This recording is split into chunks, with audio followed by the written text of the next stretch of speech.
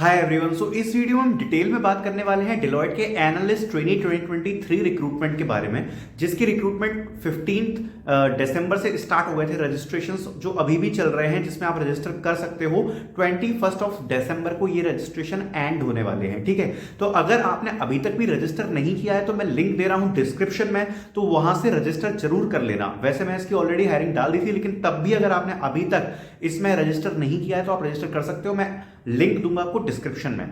सबसे पहले बात करेंगे एलिजिबिलिटी की, बट आगे बढ़ने से पहले आप लोगों के लिए एक इंपॉर्टेंट चीज है कि देखो, आप लोगों के लिए इस पर्टिकुलर एग्जाम के लिए मैं एक टेलीग्राम चैनल क्रिएट कर रहा हूं, जिसका लिंक दे रहा हूं मैं डिस्क्रिप्शन में, तो उसको आज जाके ज्वाइन कर सकते हो। अगर आपके मन में कुछ डाउट्स है तो आप लोग आपस में भी सॉल्व कर सकते हो, और मैं भी उसमें मौजूद रहूंगा, तो आप उसको टेलीग्राम चैनल को भी ज्वाइन कर लेना, जिसका लिंक मैं डिस्क्रिप्शन में दे रहा हूं, ठीक है। अब आगे बढ़ते हैं। तो सबसे पहले आप लोगों के मन में काफी सारे डाउट होंगे इसके लिए, तो उसको क्लियर करने के लिए मैं इस वीडियो में आया हूं, और आपको सारी चीजें वन बाय वन स्टार्ट करके बताता हूं मैं, ठीक है।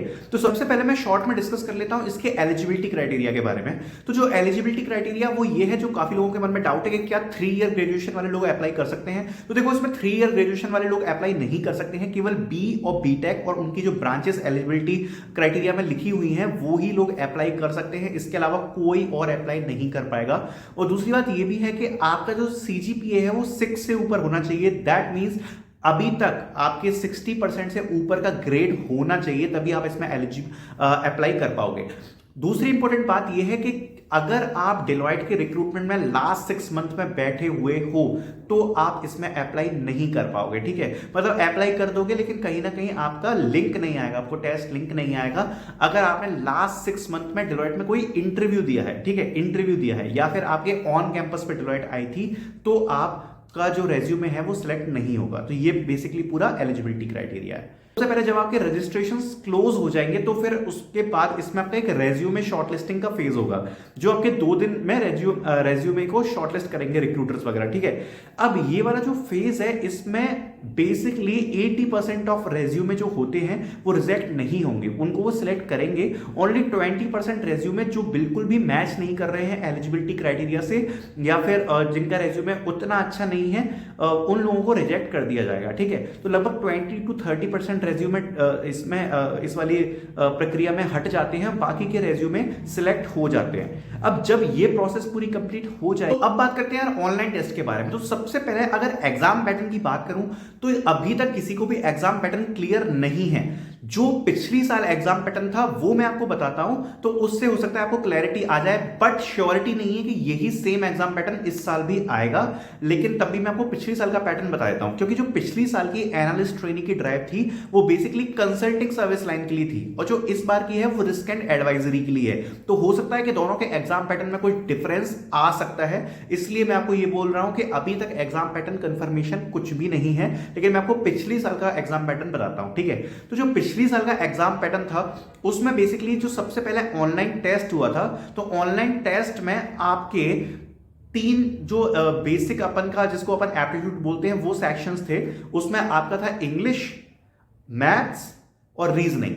अब इन तीनों सेक्शन में डिफिकल्टी आपको बताता हूं। जो मैथ्स था वो इतना ज्यादा डिफिकल्ट नहीं था, तो अगर आप लोगों को मैथ्स आता है तो ठीक ठाक ही आएगा। मतलब आप थोड़े से बेसिक चीजों को रिवाइज कर सकते हैं, जैसे छोटी छोटी चीजों के क्वेश्चंस आपको ज्यादा देखने को मिलेंगे, जैसे कि लॉग्स के क्वेश्चन देखने को मिलते हैं, और आपके एपीजीपी के क्वेश्चंस आपको देखने को मिल सकते हैं, टाइम डिस्टेंस के क्वेश्चंस देखने को मिलते हैं। तो छोटे छोटे कॉन्सेप्ट्स वाले क्वेश्चन मिलेंगे, लेकिन मतलब जिनको आप अगर आपको फॉर्मूला वगैरह आता हो तो उनको आप 2 सेकंड में ऐसे सॉल्व कर सकते हो, लेकिन आपको वो चीजें रिवाइज करनी पड़ेंगी। तो बेसिकली इस प्रकार के क्वेश्चन मैथ्स में पूछे जाते हैं, जो कि बड़े तो नहीं होते हैं, बट आपको कॉन्सेप्ट पता होना चाहिए।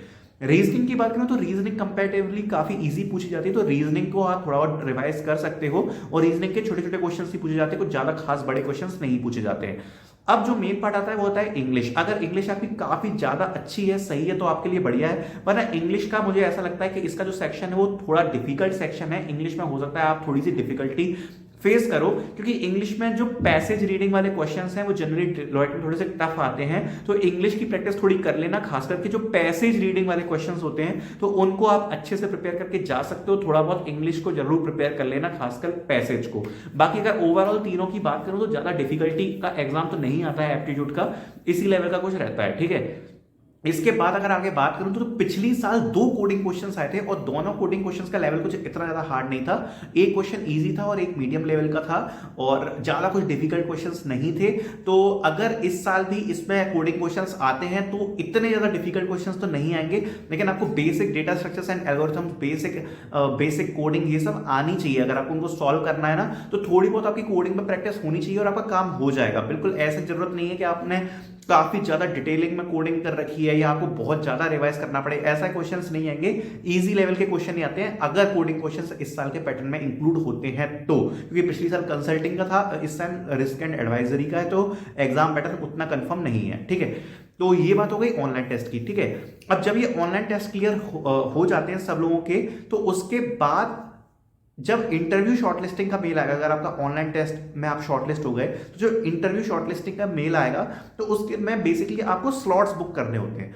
आपको कुछ दिन दिए जाएंगे और आपको अपने हिसाब से स्लॉट्स दिए जाएंगे कि आप इस स्लॉट में इंटरव्यू बुक कर सकते हो, इस स्लॉट में इंटरव्यू बुक कर सकते हो, तो आपके हाथ में रहता है। आप अपने कंफर्टेबल अपने डेली रूटीन के हिसाब से आप अपना स्लॉट बुक कर सकते हो और स्लॉट बुक करके आप अपना इंटरव्यू देने जा सकते हो। ठीक है, अब इंटरव्यू के लिए सेपरेट वीडियो लेके आऊंगा जब इसकी ऑनलाइन टेस्ट की पूरी प्रोसेस खत्म हो जाएगी, क्योंकि मुझे नहीं लगता कि अभी उसके बारे में बात करना इतना इंपॉर्टेंट है, क्योंकि इंटरव्यूज आपके बाद में, पहले ऑनलाइन टेस्ट होगा। ठीक है, तो उसके लिए एक सेपरेट वीडियो बिल्कुल डिटेल में लेके आऊंगा। ठीक है, अब जब ये आपका इंटरव्यू क्लियर हो जाता है तो आपके फाइनल जो रिजल्ट है वो 15 मार्च को आएगा। ठीक है, 15 मार्च को, तो ये आपका पूरा प्रोसेस होने वाला है। अब इसमें जो इंपॉर्टेंट चीजें हैं जो आपको पूरा ध्यान में रखनी है वो ये है कि देखो, जो डेलोइट का एग्जाम है वो काफी, फर्स्ट ऑनलाइन टेस्ट की बात कर रहा हूं, तो जो आपका जो ऑनलाइन टेस्ट होगा उसके लिए आपको सबसे ज्यादा मेहनत करने की जरूरत है, क्योंकि डेलोइट में जो मास रिजेक्शन होता है, क्योंकि काफी लोग अप्लाई करेंगे, जो मास रिजेक्शन होगा वो होगा ऑनलाइन टेस्ट में। तो ऑनलाइन टेस्ट में सबसे पहले तो किसी चीटिंग मीटिंग के चक्कर में ना पड़े, क्योंकि अगर आप इस चीजों में पढ़ोगे तो कहीं ना कहीं आपको काफी बड़ा लॉस दे सकता है। अपनी प्रिपरेशन अच्छी रखें, बिकॉज चीटिंग करने की सोचोगे आपका काफी ज्यादा टाइम वेस्ट होगा। ये जो एग्जाम्स होते हैं उनमें काफी कम टाइम मिलता है, तो चीटिंग ईटिंग के भरोसे तो मत जाना। अपनी प्रिपरेशन अच्छी रखो और एप्टीट्यूड को अच्छा प्रिपेयर करना स्टार्ट कर दो। मैथ्स के बेसिक ही क्वेश्चन आएंगे, जैसा मैं ऑलरेडी बता चुका हूं, रीजनिंग भी बेसिक आएगी, थोड़ा इंग्लिश की पैसेज रीडिंग वगैरह ढंग से कर लेना, इंग्लिश को प्रिपेयर थोड़ा अच्छे से कर लेना। ठीक है, क्योंकि एप्टीट्यूड तो जनरली डेलोइट के हर एग्जाम में आता ही है। तो ये आपका एक यूएसपी होना चाहिए कि आपको सिलेक्ट क्या कराएगा कि आप ऑनलाइन टेस्ट के लिए अच्छे से प्रिपेयर करो। दूसरी जो इंपॉर्टेंट चीज ये है कि जब आप ऑनलाइन टेस्ट देने जा रहे हो उससे पहले 3 से 4 मॉक ऑनलाइन टेस्ट जरूर दे देना।